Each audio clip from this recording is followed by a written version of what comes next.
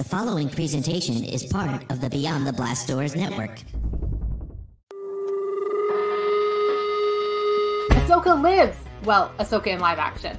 Plus, the child has a name, there's another Jedi, we give our predictions about who's going to pop up at the end of Season 2. And we honor the man in the suit. We share our top 5 Dave Prowse Darth Vader moments. And we might have a timeline conundrum, how Star Wars Rebels and The Mandalorian might intersect in more ways than we originally thought. Beyond the Blast Doors Live starts right now. From the farthest reaches of the galaxy, the Midwest, you're watching Beyond the Blast Doors Live. Welcome into Beyond the Blast Doors, episode 99, wherever you may be watching or listening, live on YouTube Wednesday nights, 10 p.m. Eastern, 7 p.m. Pacific. You can always catch us on the iTunes, the Spotify, the Stitcher, the SoundCloud, wherever you like to listen or watch. You can join us. Full episode, as you found out, coming up in about 15 minutes. We have Adam Frazier of Slashfilm joining us. But in the very meantime, we have the three of us, the three beautiful faces you've come to love, come to know every Wednesday night here on Beyond the Blast Doors. Yes, it is us. It is David Amilati. It is Pete Fletcher. It is Arezou. I mean, they're way more impressive than I am. Who am I kidding? How are you guys doing? Doing great. Yeah. The energy level is high. There's a lot of anticipation. A lot of folks are excited. We might be giving away a Black Series Star Wars Snowspeeder at the end of the show. Might be. We are. He's changed his mind. We're not But you got to stay to the end of the show. Yeah, we have a winner. Isn't that the classic tease? Yeah, we've got the winner for you, but you got to say the whole show. We actually have some breaking news here at the top of the show. This came in just within the last hour, so throw it off the top. See your guys' reaction on this. We're just learning now that production for the Kenobi project has been moved up. It's going to happen sooner than later. That's awesome news. According to the Film and Television Industry Alliance, the Untitled, we are united about this project, but the Untitled Obi-Wan Kenobi series on Disney Plus now is scheduled to begin production on January 4th, 2021. Wow. You might remember it was originally set to start in March. So, yep. Pete, initial reactions to that, that can only be a good thing, right? Yeah, first of all, that's great news. Second of all, I think that my response is that they're seeing that, and we've talked about this before, and we've talked about it all over the places. Disney Plus and Star Wars is a winning combination, and the more they can bring in, the better. I guess we haven't heard, but allegedly the Cassian series that went into production as well already, right? So if that's the case, then we have a lot of activity happening as we prepare to go into 2022, which is where Star Wars is going to live, I guess, on Disney Plus. Yeah, pretty excited about it. Arezou, you're someone that works in television. You write scripts, you pitch projects. From your point of view, what do you make of this news? The fact that it moves up, this project is now moving production up by almost 2 months. That's exciting, right? That's super exciting. Like, I'm thinking that they're probably feeling safe to go back to work. I'm also thinking maybe, because I think Ewan McGregor was supposed to start in March, maybe they're going in to sort of set up to sort of figure out their volume, I guess, and how they want to do that. But the sooner they start, the better for us, because then the sooner we get a teaser and the sooner we get our first, stills from the set. And I think we love Mandalorian, don't get me wrong, but I think we're all like starved for more of the give me more of the, I don't want to say video content because that's not right, but you know what I mean, like the non-book and comic side of it. I think we're all starved for more of that. So sooner they start, the better, I think. I'm really thrilled because it was just a couple of months ago that Ewan McGregor came out, was on the Graham Norton show over in the UK, and confirmed that production was happening in March. And so, yeah, I mean, I hope it's a scenario where Disney, Lucasfilm looks at the schedule. Maybe it's a thing where behind the scenes, it's a recommitment to that streaming is the future, at least in the next 18 to 24 months for the Star Wars story. Yeah. We've talked about it on the show, how we kind of feel like the focus has definitely shifted to the streaming service rather than theatrical release. Maybe that was encouraged by the pandemic. Yeah. I'm super excited. I can't wait for flashbacks to the Clone Wars with Anakin and Kenobi. Like, that's all my Twitter feed has been for like the last hour and a half, is just give us the flashbacks. Anakin, Obi-Wan, maybe Captain Rex or Cody shows up too.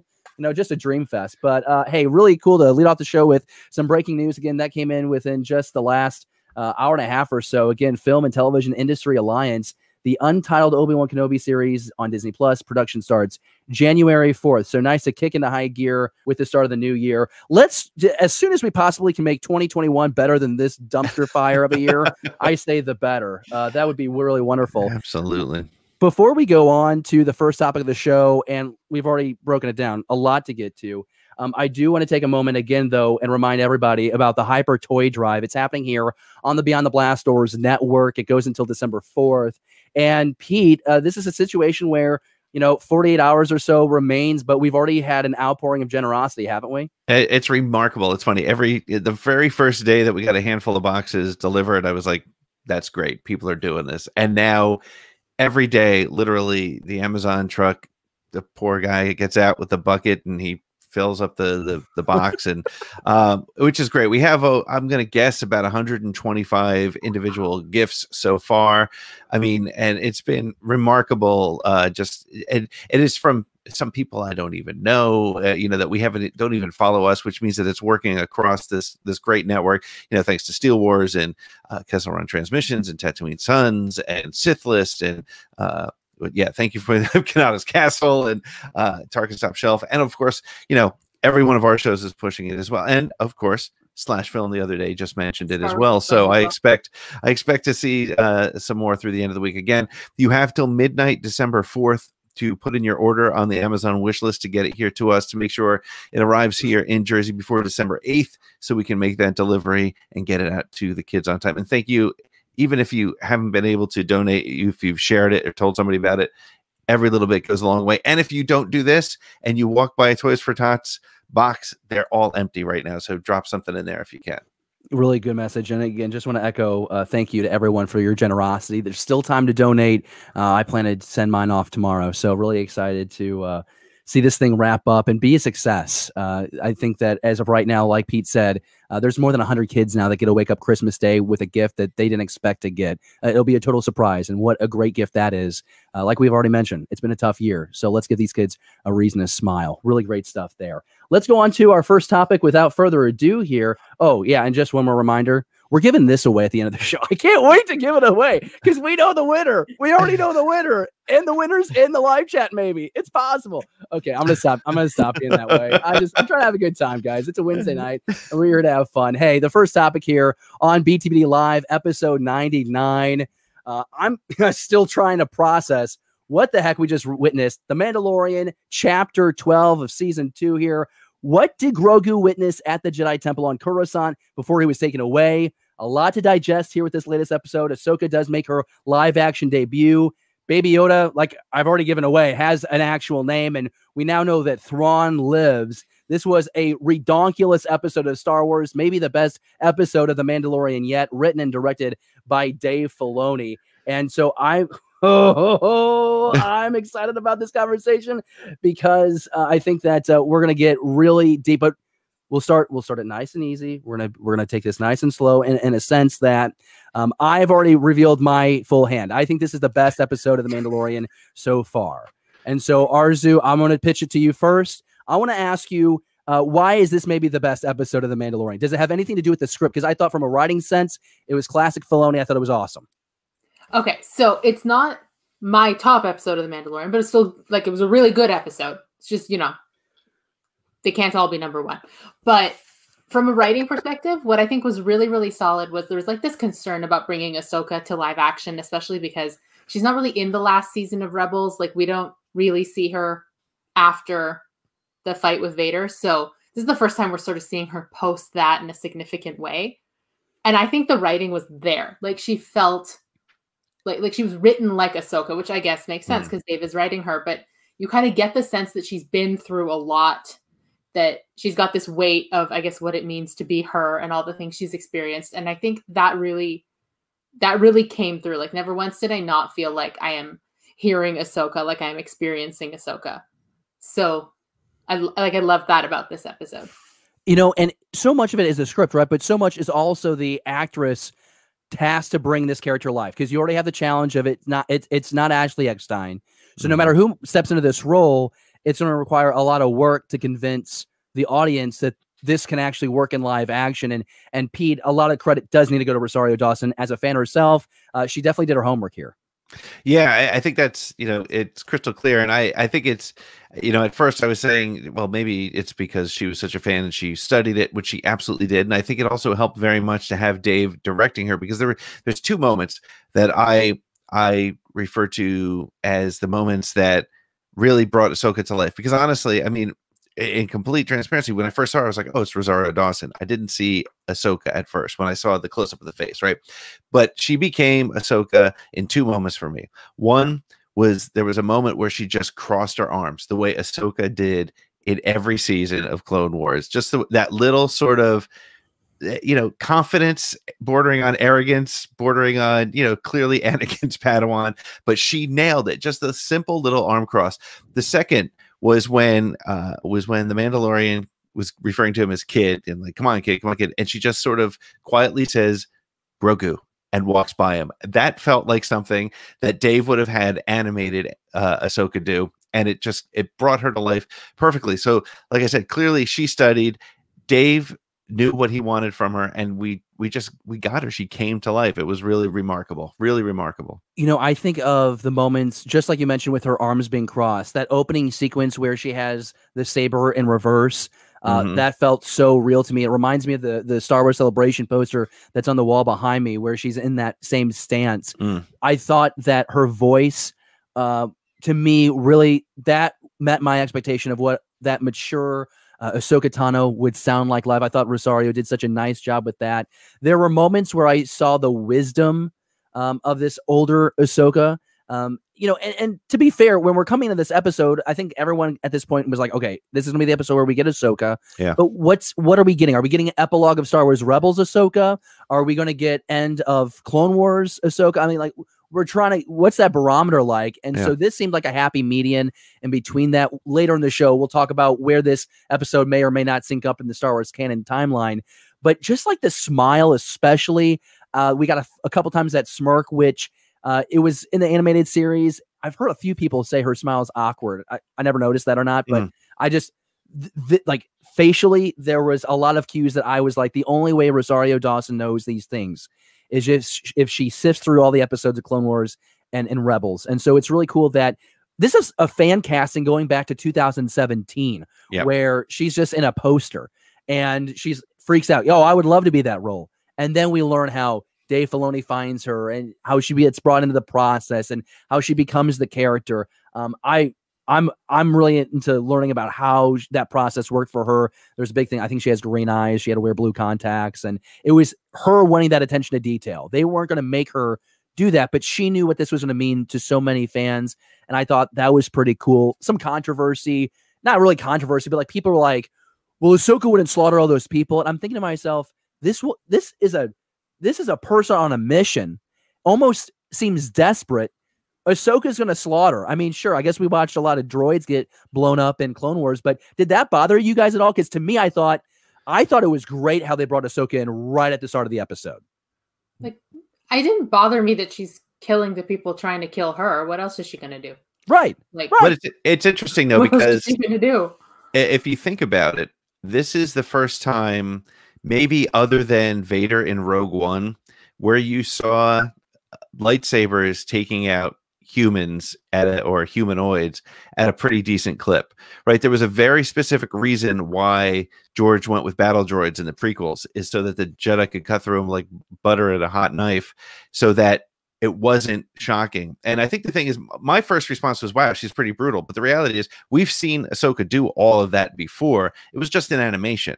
So I think it had a little bit more edginess because it was live action lightsabers on a defensive killing spree in a way.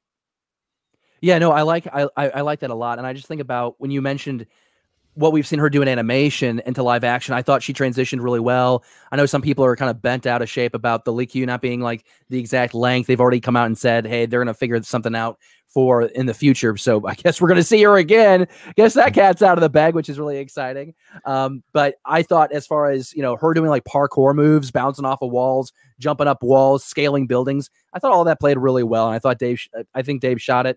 I think that I want to see him shoot more of these episodes, and I hope he gets a movie down the road. Or maybe, you know what, maybe he's best to just to do, you know, television storytelling, live action. But the man's getting better, and it's working a lot. Can I say just one? Let me say one more thing too about Dave's direction here. There's, if you look at some of the stills, that even some of the ones that you just rolled through, Dave did such a great job of bringing his animation style to life. There were shots that you've probably never seen before in live action. If you put them next to screen grabs from some of the animated series that she's been in, they're all, I mean, other than the obvious difference between, you know, a computer generated graphic versus a live action, the atmosphere, the tone, the angles, the use of just body movement, it was all pure Dave Clone Wars, and it was amazing that he brought that to life, and he needs to get credit for that. I thought it was awesome. Something that I don't want to overlook is the fact that, yeah, we now know that the child has a name. It's Grogu. Would be curious to know your take. We've learned through Ahsoka his name and the fact he was at the Jedi Temple on Coruscant, and he witnessed something pretty traumatic, because that's where he turns dark, in the words of Ahsoka. So, Arezou, I'll pitch it to you. What's your take on what was so bad that has left Grogu so traumatized? So I have a like feelings and theory on this. So my feeling is that, first of all, Anakin walks in and kills a bunch of kids. Mm-hmm. So he's either heard that happening or he saw it happening. We don't know. The clone troopers that he's probably grown to know and trust over his, 20-some years at the temple, he sees them killing a bunch of people he knows. So that freaks him out. Then he's pulled from the temple and then presumably at some point ends up in the hands of the Empire, or, all of that. So the thing, he's not Cal Kestis, he's not Kanan Jarrus. He doesn't experience this and then grow up and sort of become an adult and become able to deal with the hardship that life is throwing. He goes through all of this, but spends 28 years as a baby still. So he is still, all of this time later, completely dependent on others and what they will or will not do to hurt him. So I think 28 years of that builds a lot of darkness in your head. Like, what? Because he's so helpless all this time later. So that's what I think, where I think the darkness comes from. Very interesting. Pete, do you think that Grogu was there when Anakin slaughtered the younglings and let him go, or do you have another theory? I don't think he let him go. I just think he might have been like in the temple. Interesting. Okay. Pete, yeah. Well, I think the main thing is we have no idea, and so that allows, and that's what's been great about Star Wars, and I think that's what's keeping the action alive in social media. I mean, we don't know who took him out, right? And so there's all kinds of theory. I'm kind of digging the Mace Windu thought, but what if Palpatine got him out of there, right? What if it was Palpatine and he spent years with him, and that's where some of the darkness, and maybe, so I keep going back to the line that Gideon had at the end of season 1, where he said, "You have no idea how much the asset means to me." So we don't know. Does he want it just for the experimentation? It doesn't seem like it. Is he needed to curry favor with the returning faction of the Emperor or whatever? I don't know, but we don't know where he was. And I think it's really important to note that Ahsoka said that it was after he was taken, that's where his memory goes into darkness or something like that. He didn't become dark, but his memory goes dark. So yes, whatever he saw, he's trying to hide and or trying to suppress, and it's not unlike. I mean, we've all heard and seen stories of children who witnessed horrible things in their lives, and they shut down, and that's what Grogu did. A lot of support from Mace in the live chat. We also have Sam Carey saying they said it went dark. Doesn't sound like a good guy, did it? My theories are Palpatine, Cad Bane, Moff Gideon, or Tarkin. I've been riding that Cad Bane train hard to see that guy show up in The Mandalorian. I need a Duros in live action, damn it. Let's make it happen. Bring him back. Something else we've learned through the events of this latest episode is the fact that we know that Thrawn is alive. That's who Ahsoka is trying to get information on. The Magistrate apparently working in collaboration with Grand Admiral Thrawn. Spooky to hear his name said in live action, almost like a couple episodes when we heard Bo-Katan say Ahsoka. Pete, I want to go with you on this.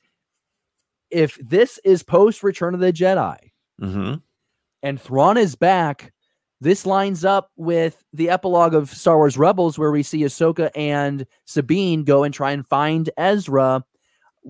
I know that we want to talk about that later in the show, but what condition do you think is Thrawn? A lot of us want to know where he is at. So where is Thrawn? But what condition is he at? I mean, do we think that he is sane? Do you think that this guy is messed up from whatever he blasts off to hyperspace with a squid and Ezra? I mean, something had to go down there. What's your thought? Well, it's interesting because he clearly has some power if he's got a magistrate that he's the master too. So there's a hierarchy there. He is in control somewhere, whether he's in control, back with the Chiss Ascendancy, or whether he's part of the First Order. That's unclear. I know we're saving our theories as to when it takes place still a little bit later. But I think he's in a position of power somewhere. I dig it. And I hope that, well, he's clearly in power, but I think my excitement comes from, does he know about Moff Gideon? Does Moff Gideon know about him? Yeah. Or is this the same thing we've been talking about, how the Empire is splintered and they're operating completely different? Because I think Moff Gideon is flying at 5,000 feet. And he's like, I'm going to get these Dark Troopers up and running, and I'm going to go hunt down the Mandalorian and get the what is it, target? What do they call the child? They have some the asset. It's not very emotional, very cold term, the asset. But what is Thrawn working on? I mean, my mind goes wild. I wonder if he is the piece that Favreau and Filoni were talking about as far as a connection to the First Order and maybe the Final Order. That would be really smart. I mean, not that like anything else that they would come up with would be dumb, but like I think that utilizing Thrawn this way, and then you get into the whole like I want a streaming Star Wars universe, and he could be the big bad of all that. Oh, it would be great. Arezou, I'll stop talking. Where do you think Thrawn is? What do you think he's up to? Okay, so I think Thrawn is still with Ezra. I don't think they found him yet. What I think is that Ahsoka doesn't know where to look, so she's trying to find where they went. And I think my theory is going forward that she's going, where's Grand Admiral Thrawn? And then this is where she goes and gets Sabine. And then she's maybe misdirected, like doesn't go right to the outer regions. And then like, not the outer regions, the unknown regions. She ends up in the outer regions where the First Order is sort of starting to set up. And like, maybe it's somebody else using Thrawn's influence. And then that leads us into more seasons. Because if it takes them a season to find that, then it's going to take them another season to find Thrawn and Ezra. Right. So you can build it out that way. So I think he's still lost with Ezra, not in a position of power. Very interesting. If he come back, then maybe he'll try to do that. Because a lot of people think that the Jedi at that temple at the end of season 2 is going to be Ezra Bridger. So really interesting to see how these things play out. But we want to know what you think. What do you make of chapter 12 of The Mandalorian? Where do you see this story going? It sounds like we're going to Tython. We're gonna go to this Jedi Temple. Find a Jedi, another Jedi. Order 66 wasn't as effective as we once thought. I'll tell you that much. Oh, wait. There isn't a Jedi at the temple. Grogu's just going to reach out for a Jedi from the temple. So there's nobody there. So it could still be Ezra. He could still feel him through the Force. There's nobody like physically at the temple. So we might not get the Jedi until season 3. Yeah, that's what I'm thinking. I'd put my money on that. You might be able to like see the Jedi, but I don't because they'll sense Grogu. But I don't think there's no Jedi at the temple. Well played, Jon Favreau. Well played. What do you think about all this? Let us know down in the comments below. More Mandalorian talk in about 25 minutes, along with that giveaway of the Star Wars Black Series Snowspeeder. We're going to step aside and have Pete and Arezou step aside real quick. We're going to bring on a special guest here in just a couple of minutes. But just a quick reminder, because why not do this quick reminder, is that the Hyper Toy Drive is ending here in a couple of days, and we really want you to donate. Ends December 4th. 12 great content creators pushing this effort. Toys for Tots is who we're trying to help. Find out more information on how you can get involved on beyondtheblastdoors.com. Super excited to welcome onto the show. I'm going to go ahead and say he's a friend of the network because he's actually helped us promote the Hyper Toy Drive. Ladies and gentlemen, joining us now live on Beyond the Blast Doors Live, episode 99. You know him from Slashfilm, First Showing, and the NOFS podcast. He's a screenwriter of a really cool thing. He calls himself a Star Wars enthusiast. He likes nachos and wrestling and spooky stuff. Anybody who puts nachos and Star Wars into their social media description, that's someone that I can get behind. Ladies and gentlemen, we have Mr. Adam Frazier. How you doing, sir? Good. How are you? Doing so happy, so glad that you can join us on the show tonight. Want to dive right into this. The Mandalorian is what everyone in the Star Wars world is talking about. A lot is thrown at us in this episode. You just heard Arezou, Pete, and I talking about this. What's your take? The Mandalorian and Grogu charged with going to find this new Jedi Temple. Is there a Jedi that we encounter by the end of season 2? Who do you think it's going to be? So, and you guys mentioned a bunch of names. I keep hearing about Ezra. I keep hearing about Cal Kestis or Luke Skywalker. Given the recent bit from Filoni and Vanity Fair, where he said that Chapter 13 could possibly take place before the Rebels epilogue, I personally don't think it would be Ezra. It brings up a lot of questions as to not only the timeline, but like if Ezra's already back and found, why isn't he with Ahsoka? Why doesn't he know where Thrawn is, etc. So I don't really think it's Ezra. Cal Kestis is an interesting theory, but he would roughly be like, 40 years old during the time of Mando. And the actor who plays him is 27, so you could age him up, but personally, I think that character is destined to die in a video game or something that hasn't happened yet to sort of take him off the map. Because, like you were just saying, every time we reveal a Jedi has survived Order 66, to me, it sort of hurts the overall idea of Order 66, and also it sort of hurts the whole concept of Luke being the last Jedi. If Luke's having to rebuild the Jedi Order while there's 17 Jedi hanging around, it doesn't really hit the same, I guess. But so I don't really think it's going to be them. And as far as Luke Skywalker, I would love to see a series about sort of young Luke collecting artifacts with Donald Glover's Lando or what have you. But I don't think it's the time to bring him into Mandalorian. Because again, sort of like with Ezra, it raises more questions than I think the show is ready to answer. What's the end game? What's Grogu's arc if he goes off with Luke? He gets murdered by Kylo Ren. That's not really a great arc for Grogu. So I just don't think that's really in the cards either. So personally, I think it's going to be Yoda. Yoda has appeared to Ezra in Rebels. He obviously appeared to Luke in The Last Jedi. And the whole premise that Ahsoka brings forth in that, take Grogu to this ancient temple, which could be one of the first Jedi temples. So we already have a picture in our head of this is probably going to look like Octo, right? It's going to be very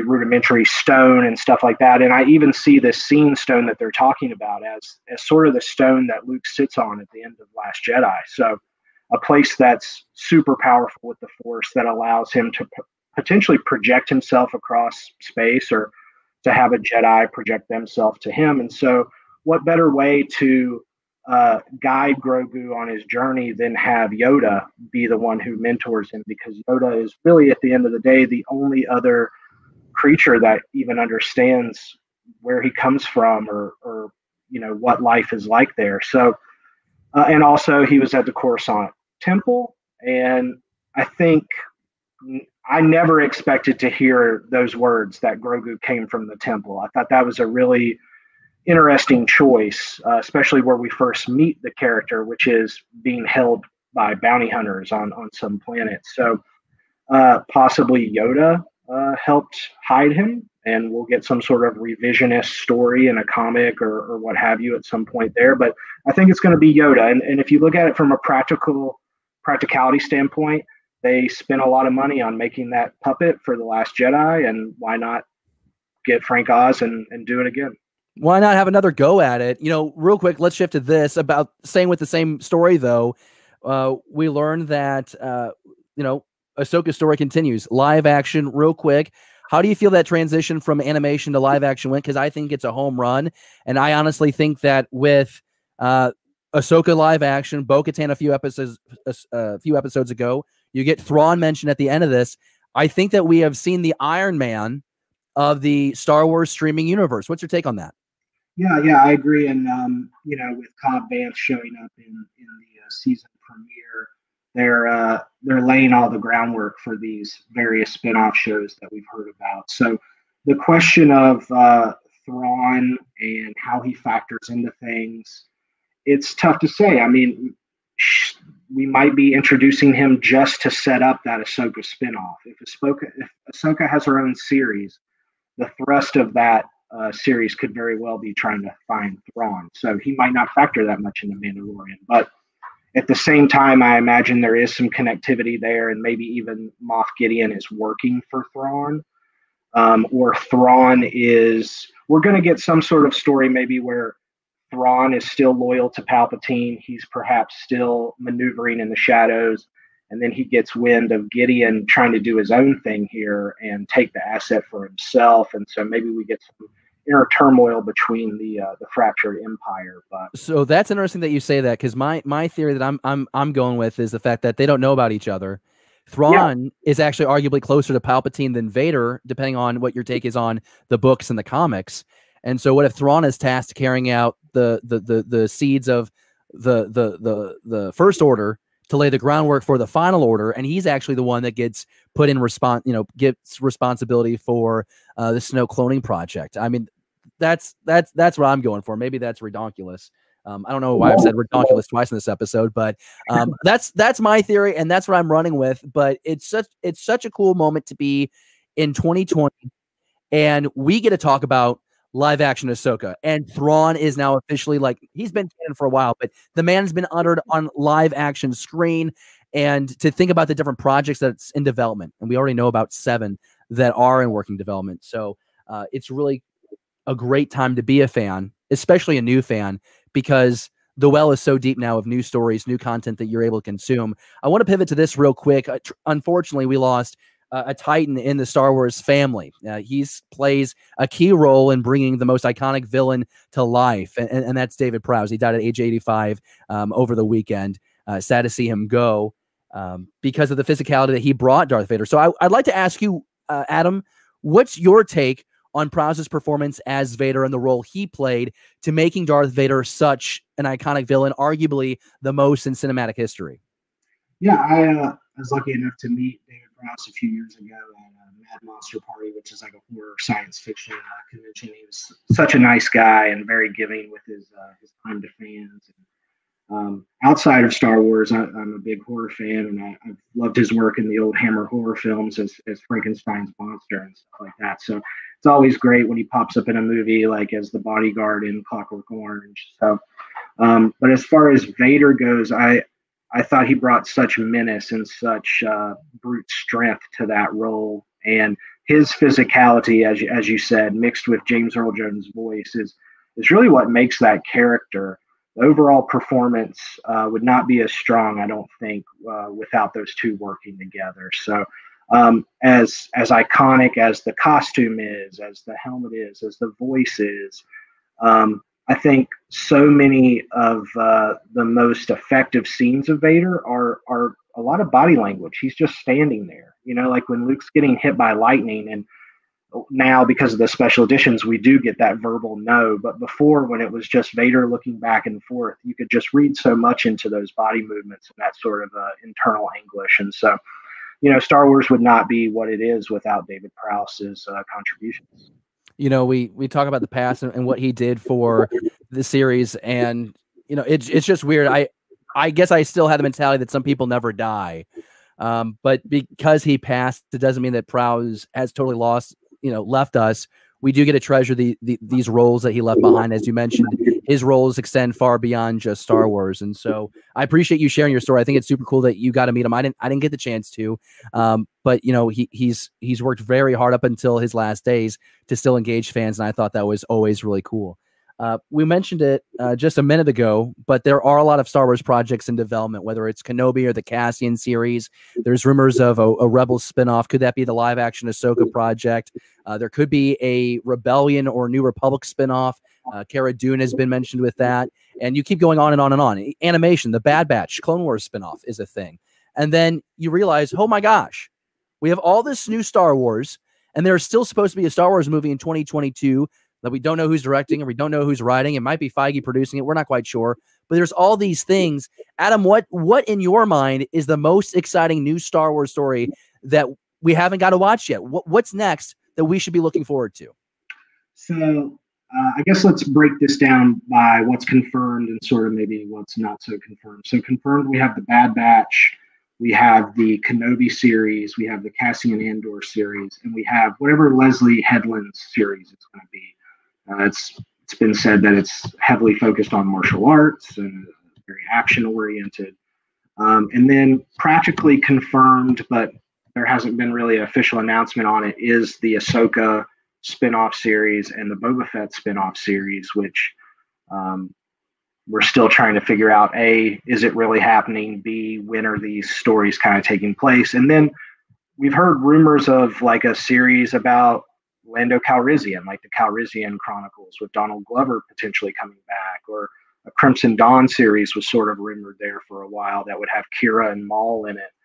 And another series that I'm really confused about right now is this rumored animated spin-off / successor to Rebels that heard a lot about toward the beginning of this year, and now not hearing so much about it. And I'm starting to wonder if it's still happening. Have they decided to move some of those ideas over to live action? And that's why we are getting so much like Ahsoka, Thrawn, potentially Ezra speculation coming into the Mandalorian. So there's a lot going on. I have really nothing but faith in that the Kenobi series will be great. But at the same time, I think my most anticipated series is Boba Fett, because I've always been a Boba Fett fan. And Chapter 9 was my favorite episode of Mandalorian simply because they went there. They brought Boba Fett back, and they did some really interesting things with Cobb Vanth and that whole story. So if they're doing a Boba Fett series that potentially flashbacks on him surviving the Sarlacc, potentially even flashing back to some of those storylines that were cut from Clone Wars that we never saw, like him facing Cad Bane and sort of him ascending to being the greatest bounty hunter in the galaxy. If we got some flashbacks like that,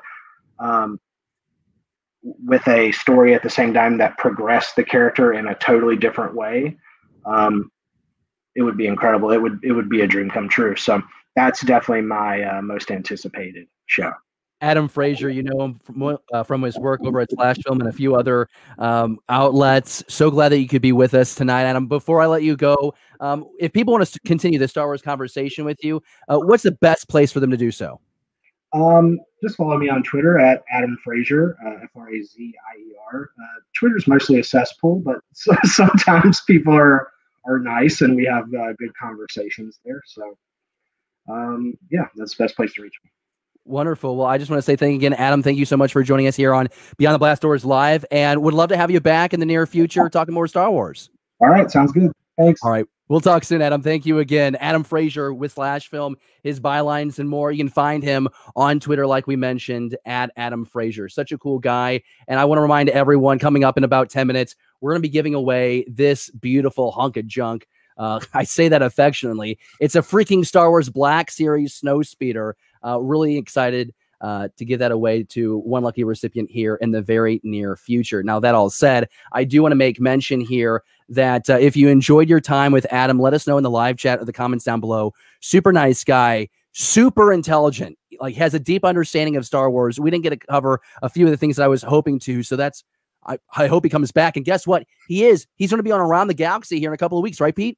Yeah, he and I are going to get together and record an upcoming episode, so you'll catch him there. But I have a feeling he'll come back here as well. I think that went. It was a lot of fun it was fun for me. I love it when you take it over there, Dave. I can just sit back, relax, enjoy the show, and it was great to watch. And it's clear, like he's got that Star Wars nerd sweat that we all do. So it's great. Well, and you know, I was going to say probably pull up a chair, have a glass of whiskey, Pete. You know, just really enjoy yourself. No, I think that the three of us have worked really hard to get the show to this point, and I want this show to get to the point where it's so damn good, and we feel really good about it. I want Pete and Arezou to have to strangle me and be like, this show needs to be longer. We'll bring We'll make it longer. We'll have more things. It'll be great. It'll be just great. You know, this is honestly the worst stalling I've ever done in my life. It's because we have someone joining the conversation as well. The faces, the cavalcade of faces does not end here. We actually have co-hosts of Holo Chronicles. You can watch it every Monday night here on the Beyond the Blast Doors Network. We have Mr. Josh Most. How are you doing, sir? I'm doing great. Oh my gosh, I'm on Beyond the Blast Doors Live. Have I made it? Arezou, have I made it?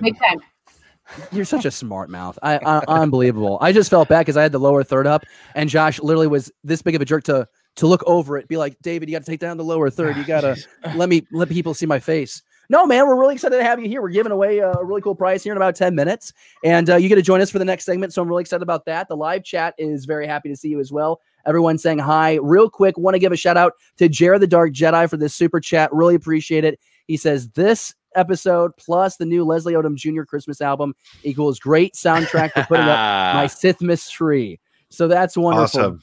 Jared, a good friend of the show, and we definitely appreciate that super chat. Thank you so much for sending that in. Can I just say that I got to sit in the background and listen to Adam Frazier and just, I know that only you guys, nobody in the chat, but I'm just nodding the whole time, just nodding to everything he's saying. I was such a great insight. I don't want to claim that I initially threw out that Yoda might have been the one that saved the child. I'm calling him the child because Grogu. I never know if I'm going to say it right, but anyway, I threw that out personally. Me and Andy from the Holo Chronicles, I was like, maybe Yoda did, and he's like, well, Yoda was fighting Palpatine. I'm like, well, but Yoda's Yoda, you know. So I don't know. I loved it. I was nodding. I'm going to be honest. It sounded a lot better coming from him. Duh. When he said that, I was blown away, and I don't remember you even saying the Yoda theory, which I feel bad about, but it blows my mind because I never considered Yoda as an option. It was always like Luke Skywalker because of all the Sebastian Stan, fans, and then you have Ezra because we want to see that story tied together. Yep. And people have been throwing out Loras and Tekka, and people have been throwing out other characters. Right. So Pete, your reaction right there says everything that I'm feeling. Why does Loras and Tekka just like make you jump? That would be pretty cool. It's funny because I think one of the really cool things about Mandalorian that not enough people are talking about is sure you're getting your blatant callbacks to A New Hope and all those things, but I think it was Scotty when we were all talking on Friday morning. It's now connected sequels, prequels, and original trilogy all into one giant story. So if you can bring Loras and Tekka, who led off the sequel trilogy, and tie him somehow to saving the child from at the end of the prequel trilogy, holy cow, you've drawn lines that we never thought would exist. So it's pretty wild. That's a really interesting thought. And he made mention to something that Adam mentioned was that he wants a Luke and Lando spinoff story. I don't know if we're going to quite get that. I could see that being a story that weaves in and out of different series, but Loras and Tekka was there too. Laura was someone that was understanding of Luke's desire to find these artifacts and study them and learn more about the Force. So I think that could be like super interesting. I'm hyped. I'm really glad that you're with us, Josh. Hey, we got another super chat. Gannon 136. Shout out to Andy. Squadrons tomorrow night. Voodoo Squadron. That is a great shout out. Voodoo Squadrons, of course, is our Patreon squad. Our call letters when we take to the stars. Gannon 136. We appreciate that super chat. Pete, I'm not very good at the Star Wars Squadrons. That's all right. It takes time. I don't think any of us are very good at it. I think it's no. I've played with Commander Fletzer, and and I will say that it is hard to dodge his debris as he explodes.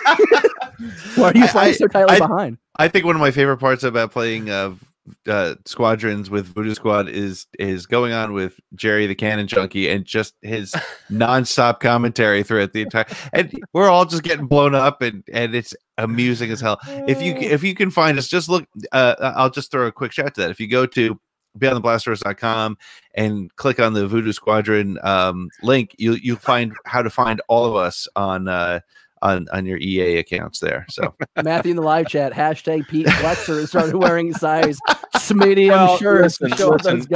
Fletch shows up to squadrons in those shirts, and that actually imbues some confidence before I go in to get completely annihilated by 12-year-olds. So I appreciate his tight The shirt. smaller shirts do make it a little bit harder to move the joystick quickly. I think that's part of Gross. the problem. There it is. There it is. That's disgusting. You should have seen the joke that he sent in the text earlier today. Grammy says, BTBD directors cut length episodes. Let's do it. Hey, all I'm saying is longer show time means we can do more things. David has a tendency of over producing shows. Hey, Jared, the Dark Jedi, Commander Fletcher. Oh my effing God. Love it. Oh, yes. That hot, Pete. Okay, so basically the live chat right now is just fantasizing over Pete's arms. Pete, don't put that helmet. I swear to God, are you about to... No, I'm showing.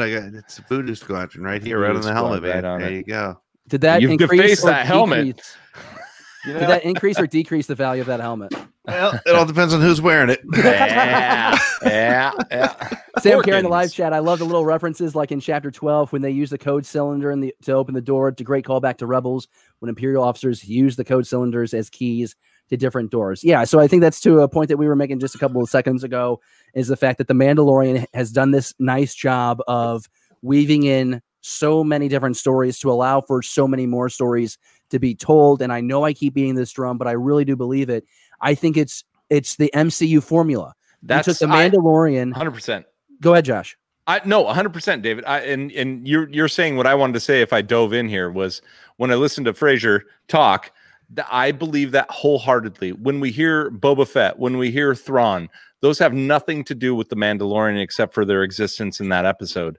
I think that is complete setup for an MCU, and I hate saying MCU, but it is what it is, type of format going forward. I think that the platform has already been set. We can stop speculating and start guaranteeing. I mean, with the exception of maybe, I don't know, an Ant-Man, there was some evil dude that was that was referenced that never showed up in the MCU. But other than that, every drop they put into those movies became either its own movie that then tied back into the ultimate ending.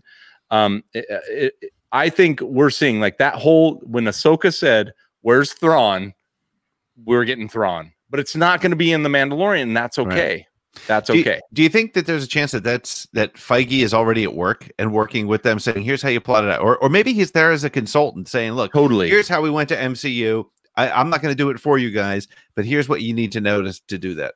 The formula works. It already worked. I mean, I just went through the MCU personally, like chronologically, by the way not the way the movies were released, but how they should have been viewed. Mm-hmm. And it is genius. There was a few missteps where they referenced things that never happened, but it's absolutely genius. And I'm not the biggest comic book fan, but I absolutely love those movies for their tie-ins. And I think that's what we're getting right now via The Mandalorian, based off the back of the Clone Wars. And I think it's going to be absolutely phenomenal for the Star Wars universe. And like it or not, we're all, or love it or like it, I think is how we're going to feel about it at the end. That's it. Arezou, here's my thing is I think that they made the right decision in creating a new character that was somewhat nostalgic with Mandalorian themes, but to launch the series with a nobody, but now we made this last episode a playground for these different characters to interact. Arezou, like as someone that has experience writing and writing scripts, the complexity of this, can you give us a little bit of insight into just, I mean, like that has to be the most daunting task to try and do this 10-year saga. What can you imagine would be that, plus the stress of doing it with the Star Wars franchise? So for clarification, I don't write anything on that scale yet. Yeah, damn it. We're going to get you that job. I don't write anything on that scale yet. But I think the line they have to walk is trying to sort of, you have to stay true to The Mandalorian because you didn't start this show purely to set up a streaming universe. Right. Like there's a story you want to tell. So you have to be careful not to lose Din and Grogu's story while you're setting up your 5 or 6 spinoffs. And I think having one episode with Ahsoka was like, fine. You're setting up her hopefully animated spinoff to go find Thrawn or like whatever. But I would hope that the next 3 episodes are purely about the reason we're all watching the show in the first place. And then that they because the MCU, much as I love it, does have a couple of movies that feel like as a whole they're there more to set up more sequels than they are to tell a self-contained story. And I hope that this doesn't happen too often with The Mandalorian. Like this one was okay because it's Ahsoka. We love Ahsoka. It was nice to have her here. But if this happens like, 2 or 3 times a season, it's going to start to get exhausting because there's all of these threads to keep track of. Totally with you. Totally with you. I hope it's a thing where maybe it happens once a season, that there's like a crossover, if we want to call it a crossover. But The Mandalorian definitely needs to stay like that intimate story of this father and child. That's what DC TV does really well. They, they have their 4 or 5 shows running, and then once a season, each show will have one episode that sort of plays as one big arc, and the whole thing merges, and then they can all go their separate ways for the rest of the season. So once they have more shows sort of airing simultaneously on Disney Plus, if let's say we get to the point where 4 days a week we're getting a new streaming show, if 1 week was like crossover week, and it was just like once a day we get sort of 40 minutes of this story, that would be cool. And then they can sort of keep all the crossovers to that week and then have everybody tell their own story after. I freaking love that idea. Arezou, my favorite part is when you're like, we can't keep track of all these threads. The hell we can't. We'll just be on this show making up theories about all these threads. Give me all the threads. The audience cannot keep track of it. Give me all the threads. Honestly, how many people here at the show, how many people in the live chat had to have a 30-minute presentation for somebody they love on who Ahsoka is, who Thrawn is, like, that gif of Charlie. We'll tell them in our own theories. Running, like, honestly. Arezou, I love this. I love this. My friend spelling this out for her. So. Arezou, yeah, that's exactly what we should be doing, though. We should be just de-threading your beautiful sweater. Tano, look at that. It's just that's what we want to do. We want to get on. We want to take all these threads and run with them. I think and I agree with you wholeheartedly. They can't dilute the Mandalorian with too many spin-off options. That's what you're saying, and I 100% agree. However, they can. I mean, we just watched Boba turn around and walk away angrily, and after that, we were like, oh, we're gonna get Boba, and nope, Boba's gone.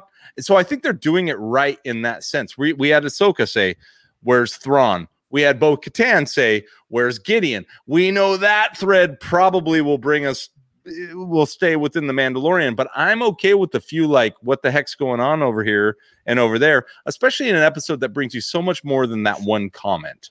That one comment was kind of like, oh, it shocked you, but it wasn't the overbearing subject of the episode, so that you can continue on down the Mandalorian path, the Mandalorian, series path, and still have some hope. And we want that, because we totally do. If we don't get more, then we're out of it. We stop doing the show. The show's just over with. But I was just laughing. He goes back to his family. Arezou continues to focus on her career, and I'm still left here in my bedroom by myself. All right. Listen, I'm very honest about my situation. All right. So we want to hit one more topic here before we go, but that's the fun of the show, right? We just had these conversations, and Josh is going to be able to join us. By the way, Interforce historian says it definitely seems like The Mandalorian is setting up that new Star Wars version of the MCU. It's good if it's happening. And I totally agree. I think it sounds like all 4 of us are in agreement. And now what we want to do is kind of pay tribute. We've been pretty honest about how unfortunate it is that Mr. Prow has left us, but in this moment we're going to celebrate the top 5 moments of Darth Vader thanks to David Prowse's performance inside the suit. Really excited to be doing this with everyone, and we're going to go from 5 to 1. This is a list that we created before the show, so this is a list that has been determined. We will rank them, and then we will talk about the ones that we should have put on the list, or you think we should have put on the list, or we might decide that this list is perfect. We might decide that it is perfect. So, number 5, Han Solo shoots at Vader. Vader deflects. Empire Strikes Back, an iconic moment.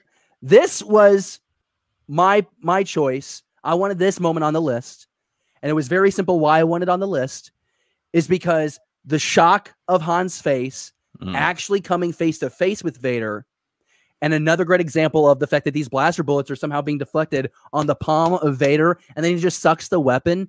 And it is the mic drop, I feel, of the episode. And it is where narratively it entirely shifts. Mm-hmm. And now we know that our heroes are about to be captured, separated, and we'll be left in about 25 minutes in a state of hopelessness, hoping that our heroes return for another movie. Am I overreacting to this scene? I want to start with Pete. Am I overreacting? No, you know, I have two memories from seeing Empire Strikes Back the first time in the theaters. One, of course, was the iconic I Am Your Father, of course. But number two, I remember even as a 10-year-old watching Lando walking them down the hall and just like, oh, this is great. They're going somewhere. And then when that door opens and it's Vader and Boba Fett walks out, it was like a shock. That is a shocking and exciting moment. So yes, without a doubt. And again, I think the thing to consider as we talk about all five of these points is the presence of Dave Prowse. Dave Prowse, just the way he walked, the way he held himself, the way he just, you know, there was a presence that Darth Vader had that you do not get with anybody else. I mean, Prowse was, I tweeted out about it, that Prowse was his life, right? I mean, James Earl Jones was his voice, Anakin was his youth, Sebastian Shaw was his face, but the life of Darth Vader in especially in A New Hope, but in all three films, it's Prowse. And this was another example, and it was just his movements, his simple presence, just raising his hand the way he did. Arezou, are you annoyed with us too, just raving about this moment? I think it's when you guys are these badass moment where Vader just kind of everything turns, blah, blah. I'm like, but he sat in the dining room and waited for them. So I think this moment is funny that he didn't surprise, like he didn't have Lando lead them right to the carbon freezing chamber or whatever. He's like, no. This magnificently appointed dining room with a beautiful view of the city, and it's all laid out for dinner for 8. And I'm just going to sit here. And then what you're going to do, Lando, is you're going to open the door and I'm going to get up really, like, it's such a drama queen move. And I love it so, like, it's about to get really dark really fast in this movie, but just for that moment, it's hysterical to me. Vader's what a great view. That's a I great take, Arezou. That's a great take. I like that. Now I will imagine the moments leading up to that. He was just sort of sitting there, you know, with his legs crossed, his arm up, and drinking a Diet Coke. He's right. He's Anakin Skywalker at the end of the day, and we know Anakin Skywalker likes that flair of drama. He likes, you know, sort of to do things that way. So he's still in there somewhere, and I think it's get me a Shasta. The gravy is cold. It is a bit of a Thanksgiving spoiler for the rebels. Yeah. Josh, you got an take on this. I want to give you a chance to jump in if you want. Is this the scene in Empire Strikes Back that you would have picked? So here's a couple things just based on even your description that I would take from this, is that it's the first time we saw the Force just say, sorry, lasers, you know, like boom, which is great, you know, because before that, lasers were the end all be all. They blew up the Death Star, you know, proton torpedo, whatever. But the Force can actually just take a laser out of the crack shot of the universe, which is or the galaxy, which is Han Solo. I thought I'm having a hard time putting my words together because Arezou has shocked me into reality here, which is that, yes, Vader was just chilling at a table waiting for them to show up with Boba. Can you imagine that conversation? It must have been a lot of breathing and, digital voices. But I think what I was going to take from this, and this can lead on to the rest of the other four, is that if you take Prowse's depiction of Vader as far as his movements from New Hope, and then we come into Empire Strikes Back, and then even beyond to Return of the Jedi, you have some some urgent, quick movements from New Hope, you know, especially if you think about the assault on the blockade runner, and to this air of confidence, this Lord Vader really comes through. And I think this moment right here speaks to that. Lord Vader, while he may have been resting tranquilly at a table waiting for this drama moment, he stands up and he just stops a couple lasers and he says, "We'd be honored if you would join us." I mean, that is a whole new move, and Prowse did it perfectly. So I think what you're seeing is the evolution of his of the actor's confidence in the character. You know, after he throws the guy down in the blockade runner, he turns around and storms off, and now he's he's a better Lord. So Anakin evolving as a Dark Lord. Do you think they ate the meal before they? I don't think. Can you imagine him just like Din, just lifting up his helmet and putting food in his mouth? And how awkward, right? Or like, well, if you guys read a certain point of view, The Empire Strikes Back, they do talk about this. Do they? I haven't read it yet. There's a whole story from the perspective of the of a chef on Cloud City who was commissioned to cook for this meal. Like, so we are not original.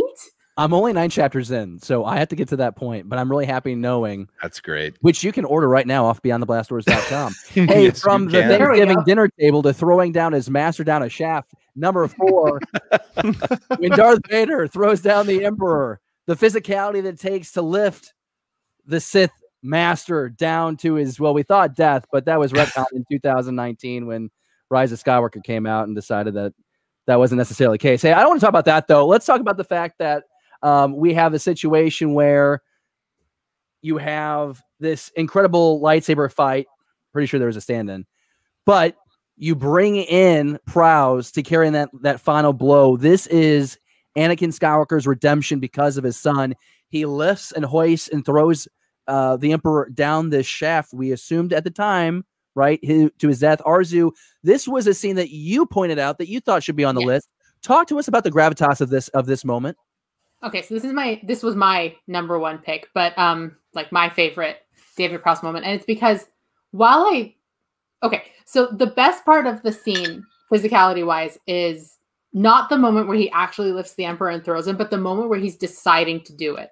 So I don't mind most of the special edition edits to the original show. Like, it's fine with me. The one I don't like is the no that they've added, which you can see on Disney Plus, because I think that takes a lot out of what David Prowse is doing, because without it, you can still see him making the decision to step away from Sidious, to throw him down the shaft and to save his son, just in the way he's like kind of wavering back and forth, and then like finally takes that determined step towards him and then lifts him and throws him. So I think that it's everything that's not being said that could have had dialogue attached to it, but doesn't. And I think that's what I like so much about this moment, is like you feel it purely in the way he's moving around the scene. I love that take, and I think you're so right. And in a way, I feel like you can make the argument that this moment could be higher just because of the emotion of that scene and its validation for this character that Prowse physically has shown us.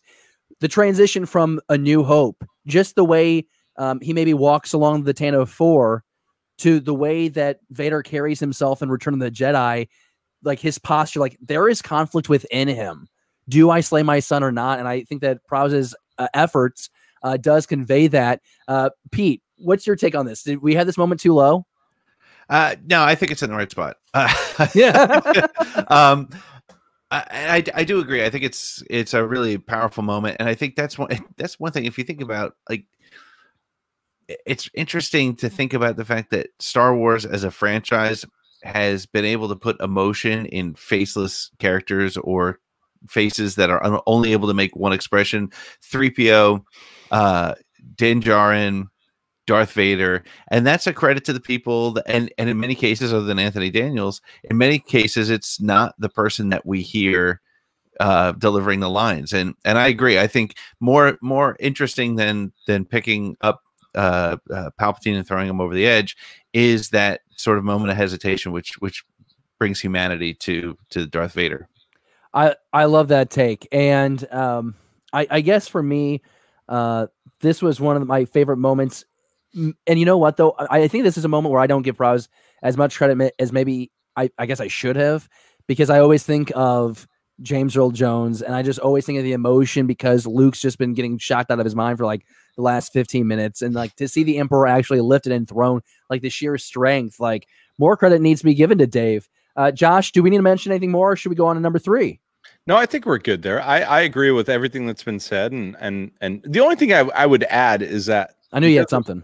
I know. I mean, come on. Is that but prior to Prowse's death, I hadn't looked at many images of him, but there's an image of him like flexing, and that dude was ripped.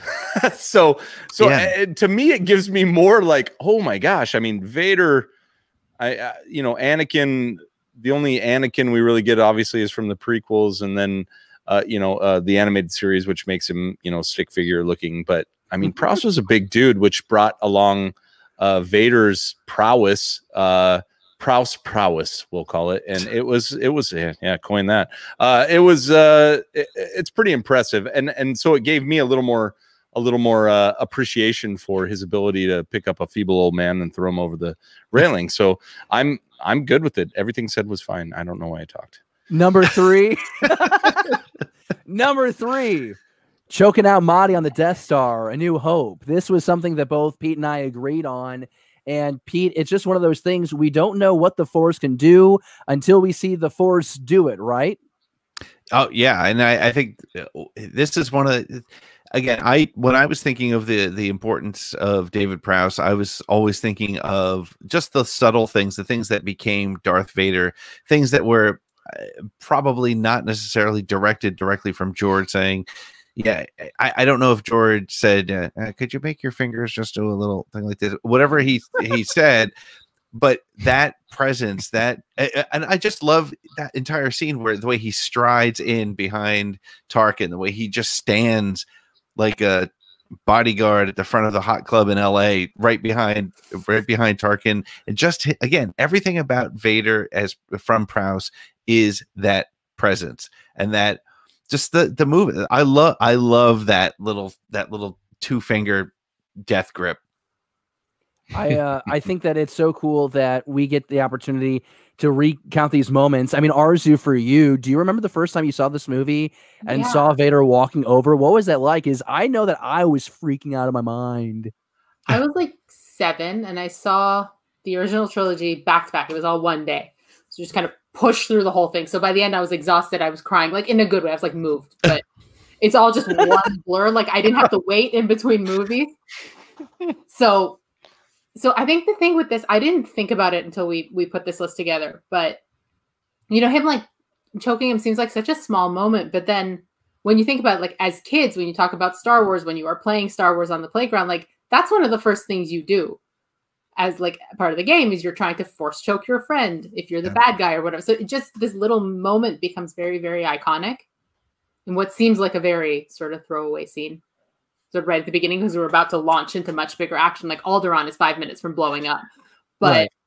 Can I add something to that? I like. Arezou, I want to add something to Arezou. I think that's the genius of George Lucas.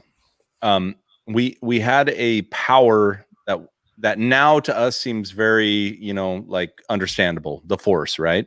And in New Hope, the Force wasn't even really dissected very well. It was kind of like the Force, you know, Obi-Wan gives a few, or Ben gives a few tips on how it works, you know, it flows through us and all that stuff. But I mean, Prowse and Vader in that moment, like you said, Arezou, that is a moment where we're like, oh, this guy can choke people just by thinking about it, is how we kind of perceived it. Like he can think about choking people and it happens. And sure enough, we find out more about the Force later on. But I think this is a pretty powerful moment in the genius of Lucas. Very simple. There wasn't this huge buildup or background to come up to like Vader can choke somebody because of this. No, it just happened. It just happened. And we're like, what the hell happened? And he, you know, Prowse had to do that. He had to say like, I'm choking you with this visage. And that's why I think that I think simple is sometimes overlooked.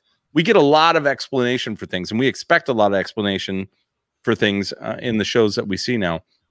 And in New Hope, there was no explanation. It's just the way it was, right? You know, and so I appreciate that. Hey, number 2, I think that this is a moment that could have been easily number 1. But coming in at number 2, No, I Am Your Father. Talk about the physicality. We've been talking a lot about Vader's hands, which I don't know if that's a good thing or not, but his hands play a powerful role in this. And the fact that he was looming over Anakin, he was looming over Luke. This is one of the scariest moments of all because you're so caught up in the fact that you just heard what Vader said, which is, no, I am your father. But when you're looking at Vader, he has the high ground, quite literally, over Luke. And you're terrified because, again, this is the point of the story where it's only getting worse. Han's now in carbonite. Leia's separated. You don't know if you can trust Lando yet. Luke's missing a hand. He's going to jump, which is very scary in itself. And I'm just kind of curious. You know what? I'll throw it to Josh this time. Josh, what do you think about this for the number 2 Prowse moment? How do you feel about this ranking? I think you always have to take into account James Earl Jones's voice, right? Like he said the iconic words, "I am your father," but the "join me." I mean, that fist that happens. I'm doing it right in the camera. That fist. I mean, that's Prowse, right? That could have been any other action or movement, but together those make this like conviction of, look, in what we find out later, I'm willing to sacrifice my connection, my allegiance to the Emperor for you, son, which is fantastic. And he does it all in one fist. Hey, Pete, I got to ask. Go ahead real quick. Well, which, by the way, just conveys, the power, his, Anakin's fall to power is then being passed on to his son through that moment of revelation to Luke. I think that's very powerful. I mean, the "join me" with the fist is leads to, like, that's a darker moment, but also he's giving in a little bit. He's saying, like, we can take out this dude that's been controlling me for far too long. Pete, you were also there to see this movie in theaters. I'd like to know your take.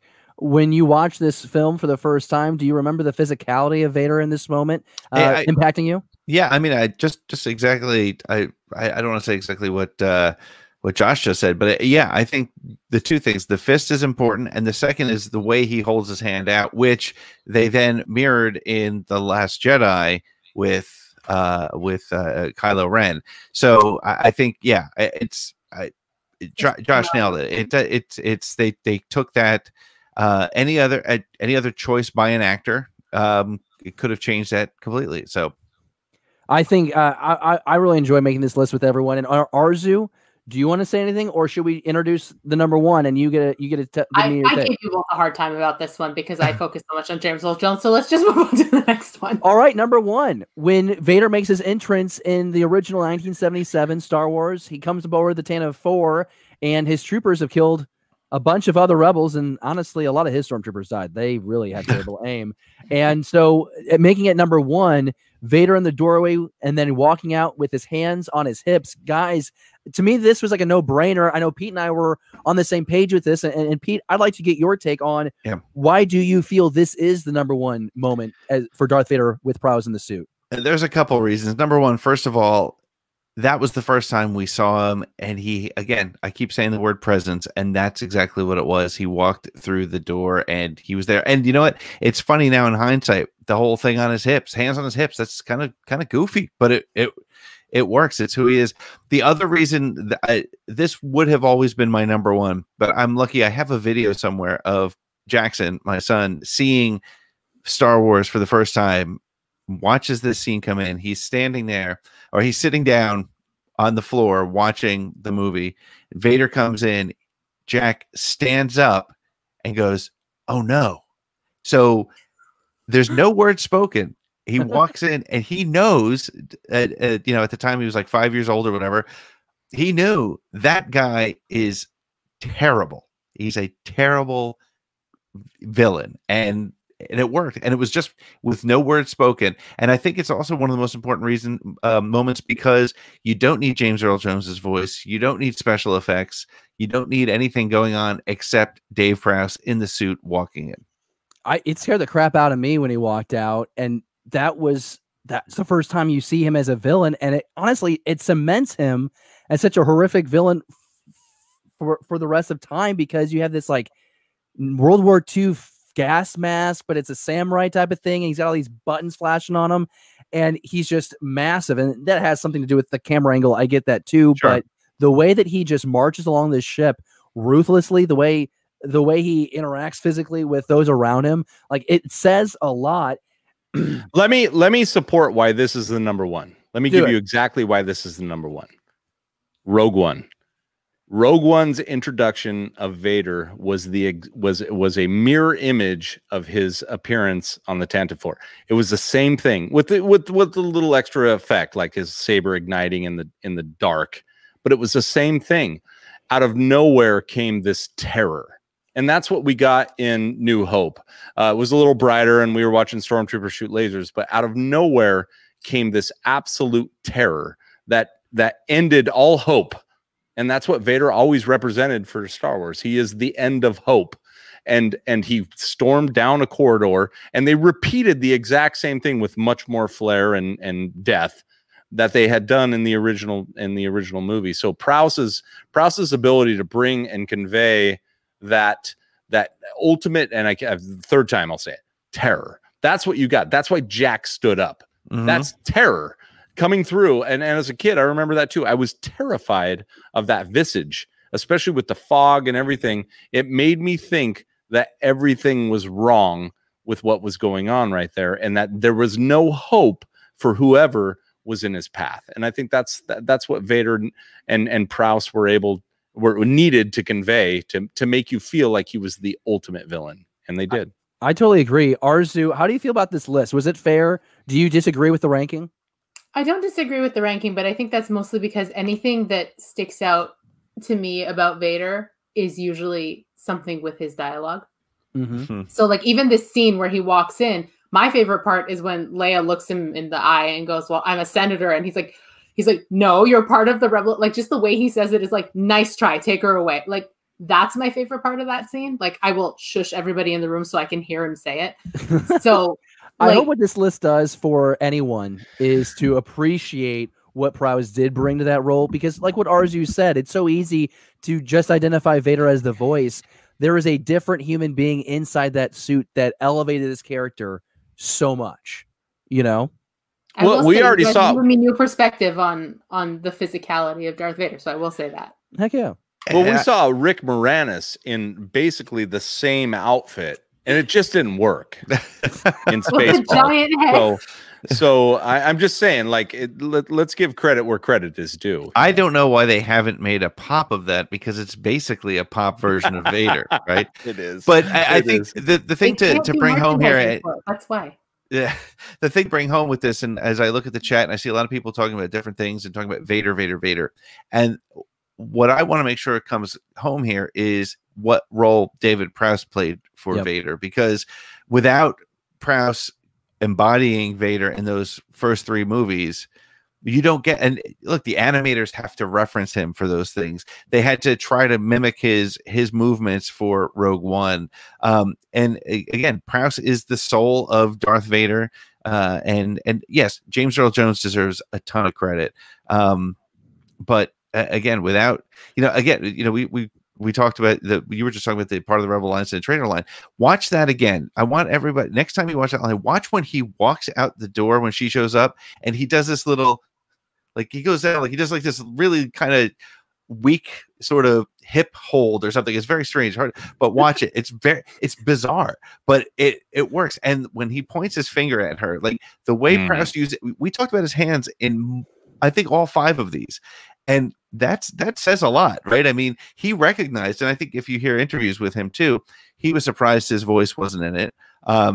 He took issue with that, but he found ways to bring that character to life, and a lot of it was in the way he used his arms, his hands, and just his presence. Heck yeah! And before we go on to the next topic, real quick, I haven't been lucky enough to meet him, but Pete Fletcher had. I don't know what's more impressive: the fact that Pete has met David Prowse, or that nice white tee with the suit jacket combo. It was the 90s. I can't help it. It's not my fault. Was it? Because I thought this would have been like 80s. That's 90s. It's like 19. I'm holding a Star Wars Galaxy. It's like a hostage holding a newspaper. That's I like your swatch. It's not a swatch. That was. It does look like its watch does match Prowse's. So I mean, maybe he was. We were doing a Bulova swatches. Synchronized swatches. We were doing a Bulova ad. Can I add something too? I've got this, and I'm very proud of it, especially given the circumstances. But I have a Prowse signed Vader with oh god, I gotta back up. With fist. With the fist. With fist. Oh man, sorry, my in my computer face. screen. You didn't think that out, did you? No, you did not. Shush. There it is. Signature. Oh, there. So anyway, I didn't see him though. I wasn't with Pete, and my watch was not as cool. Just one more time, can we appreciate the jacket and the t-shirt? I just love beautiful. that. And honestly, now, Pete, your hair more looks like David's. All right, so let's go ahead and go to Color me bad, Pete, right there. Oh my god. I wasn't trying to be that. Okay, let's go ahead and do this. This is the last thing before we get out of here. We went a little bit long here. It's not on BTB Live, but we were having so much fun, and Josh decided to give us a soliloquy on the importance of Darth Vader's hands. So we're just enjoying the moment together. He was right. Put up. He was right. Lemire is in the chat. Lemire's in the chat with Josh likes a good fist. Come on, bro. Gross. Come on, man. Come on, man. We do a show, man. Oh my gosh. Well, hey, let's do this. Really excited about this because it was a little bit more than a month ago. We were talking about something cool that we could do here on the channel.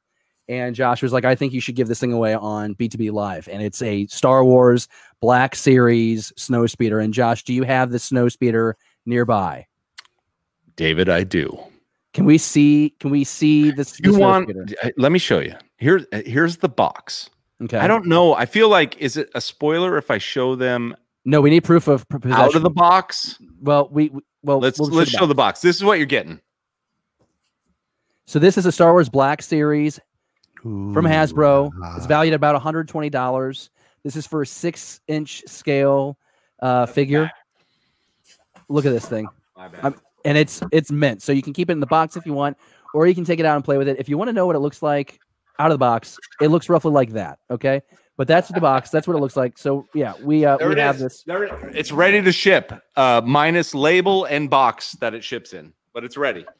So we just wanted to do this as just a real big thank you to everyone who supports us here on the channel. It looks like we lost Arezou. Oh, she's back. Here we go. There we go. Sorry, she's I was back. having a tech issue. I'm like, nobody needs to see me hanging over my monitor. Like, You're fine. Honestly, Josh is just. Is that how big that thing is? Holy shnikes! Yeah, it's huge, Pete. Look, it's as big as your head. Pete, it's giant. It's as big as your turtleneck. Let me just say thank you very much for this victory. I want to thank the Academy for sending it my way. Dude. Look at this. Even the cockpit even opens. And there's our sad little friend in the back. Oh, he doesn't last long. Dak in the back. You never put Dak in the back. And do they come with the figures? They come with Dak. I did put Luke in mine. This is mine. Luke's in there, and he's giving. Look. He's like, it's a good day to be in the rebellion, or whatever he says, and then Dak's dead, dude. So I feel like I could take on the whole empire myself. I feel like me too, buddy. This is the worst fan fiction I've ever experienced in my life. Well, no, it just happened. It's a bad Hamill voice. That's the only problem. Matthew goes almost as big as bad Hamill. It wasn't whiny enough. Yeah, you got it. Frammy saying, "Oh my gosh, yes!" So everyone's really excited, and Rick says, "I didn't even enter." And I'm gonna win. That's a lot of confidence. Nice. So I just want to shout this out. We did do the math. We had more than 65 people enter this contest, which is pretty cool. I'm pretty happy with that. But among the people that did enter, we had like 100 and I don't know the math, but we had like more than 150 entries. So there were a lot of folks who took the time to enter on all 3 episodes. So you had to enter, you had to like the episode, you had to subscribe to our channel, and you had to comment on episodes 96, 97, and or 98 with something, including the hashtag Frost-Covered Wampas. And we have a winner. And so I'm really excited to share. Do we want to do anything suspenseful? This episode's gone on pretty long. I could just I think we've done an hour and 22 minutes of it. Yeah, there we go. And the winner is Sam Carey, everybody. Sam Carey! Woohoo! Listen, if I just randomly popped on a live chat and I won this speeder, I'd be pretty freaking happy. Sam Carey. Sam Carey recently joined. He subscribed to the channel just a couple of weeks ago. He found us, and he's been a very active person on the channel. And so I think it's super cool that he's joined the conversation, and now he's going to walk away with this Black Series Snowspeeder. And so we only ask, oh my God, everyone in the live chat is he's in there. He got it. He's in there. Oh, this is great. This is so cool. Oh, this is great. I'm so happy. Rick Villanueva is saying congrats, Sam. Scotty's in there. Nick, JD, Frammy. This is awesome. Dude, oh my gosh. Thanks, Sam, I'm going to do my best to try and put this back in the box the same way I got it. No, I'm just kidding. Just put it in a plastic bag. You get a brand new. Sam, I'll just tuck it in there. I'll wrap it in some Walmart bags. It'll be fine. I'll ship it. Hey, everybody. This has been a great show. Congratulations to Sam. Sam, here's something that's really important. We need you to send us a DM or email us at beyondtheblastdoors.com or beyondtheblastdoors@gmail.com. We need your mailing address so we can get this thing to you. So please take the time tonight, either DM us at BTBD Star Wars or email us at beyondtheblastdoors@gmail.com, and we'll get this thing. Hopefully, we can get this thing shipped off to you in the next couple of days or so. So that way you have it before Christmas. All right. That's what we're going to try and do for you. Congratulations, Sam. That's great, Sam. Congrats. Before we get out of here, real quick, Miss Arezou, where can people follow you if they want to continue the Star Wars conversation with you? So you can find me on Twitter. I am at Arezou Amin. You can also find me at my website, arezouD2.com. I'm almost done going through all of the Star Wars canon books. I have 4 middle grade books left, 2 reviews out before the end of the year, before we jump into the High Republic in January. She is a very busy person. Mr. Pete Fletzer, if the people want to continue the Star Wars conversation, where do they find you? Yeah, follow me at ATGcast, and you can listen to us at Around the Galaxy website podcast every Tuesday. We drop a new episode. This past week, we had our friends Molly and Alex Damon from Star Wars Explained. It was a lot of fun getting sort of their insight on running the channel. And next week, we have a special episode with Mike Morrissey and Mike Chen, who are authors from a certain point of view, and me and Andy from Holo Chronicles. The 4 of us just nerded out about the most some of our favorite characters from the prequels. So that will be next week's episode of Around the Galaxy. A lot of plugs there. And Josh, tonight you don't get an up close shot because I have a lower third for you. Where's my lower third, bro? I didn't make one for you. So I'm just kidding. You can. I can take this on my own. Just zoom in on me. Zoom in on me. Oh boy. Zoom in on me. I'm just kidding. You can find me and my uber handsome co-host Andy at Holo Chronicles. Your Uber driving. My Uber driver Andy at Holo Chronicles, and of course on Beyond the Blast Doors website.com. www. That was all backwards. It's because I don't have a lower third, man. Last time I come on your show, I'm so tired of your crap. All I'm going to say is this was a fun episode. Really glad that everybody was able to join us. It is time for us to say goodbye. And I can't, unfortunately, unmic everyone else, even though Lord knows I'm trying. But this is the end of the episode. This is Beyond the Blast Doors, episode 99. Big thanks again to Adam Frazier for coming on from Slashfilm, talking about all things Mandalorian and what's the next great exciting story. You can catch Arezou, Pete, myself back here next week for more of your Star Wars conversation. Until then, may the Force be with you. Thank you for watching Beyond the Blast Doors. Be sure to subscribe to our channel. Don't forget, give us a thumbs up and leave a comment. Beyond the Blast Doors, a Star Wars conversation.